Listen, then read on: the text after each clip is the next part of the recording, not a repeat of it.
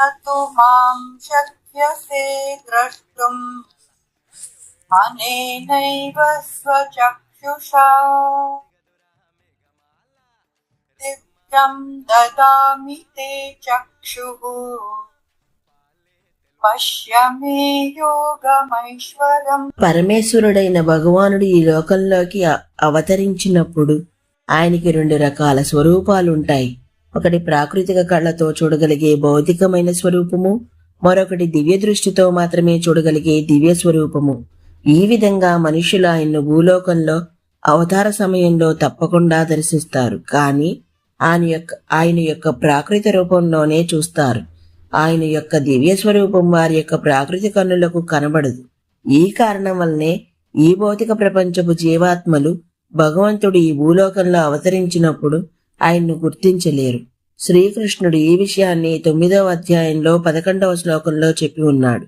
నేను నా సాకార రూపంలో అవతరించినప్పుడు అజ్ఞానులు నన్ను గుర్తించలేరు. వారికి సర్వభూతములకు ఈశ్వరుడనైన నా వ్యక్తిత్వం యొక్క దివ్యతత్వం తెలియదు. జనులు చూసేది కేవలం దివ్యావతారం యొక్క భౌతిక స్వరూపం మాత్రమే. ఇదే సూత్రము ఆయన యొక్క విశ్వరూపమునకు వర్తిస్తుంది. ఇంతకు క్రితం 2 శ్లోకాల్లో శ్రీకృష్ణుడు అర్జునుడిని తన యొక్క విశ్వరూపం చూడమని అడిగాడు, కానీ అర్జునుడికి ఏమీ కనబడలేదు. ఎందుకంటే అతనికి ప్రాకృతిక కన్నులే ఉన్నాయి. ఈ యొక్క ప్రాకృతిక కన్నులు ఆ విశ్వరూపమును దర్శించటానికి సరిపోవు, మరియు సామాన్యమైన బుద్ధికి అది అర్థం కాదు. అందుకే అర్జునుడు అపూర్వ వైభవంతో ఉన్న విశ్వరూపమును దర్శించటానికి సాధ్యమయ్యేటట్టుగా శ్రీకృష్ణుడు ఆయనకి దివ్య దృష్టిని ఇప్పుడు ప్రసాదిస్తానని అంటున్నాడు. ఆధ్యాత్మిక దృష్టి ప్రసాదించడం అనేది ఒక భగవంతుని కృప. ఆయన కృప చేతనే భగవంతుని తన దివ్య చక్షువులను జీవాత్మ యొక్క ప్రాకృతిక కన్నులకు అందిస్తాడు. తన దివ్య మనస్సుని జీవాత్మ యొక్క ప్రాకృతిక మనస్సుకు అందిస్తాడు. తన దివ్య బుద్ధిని జీవాత్మ యొక్క ప్రాకృతిక బుద్ధికి అందిస్తాడు.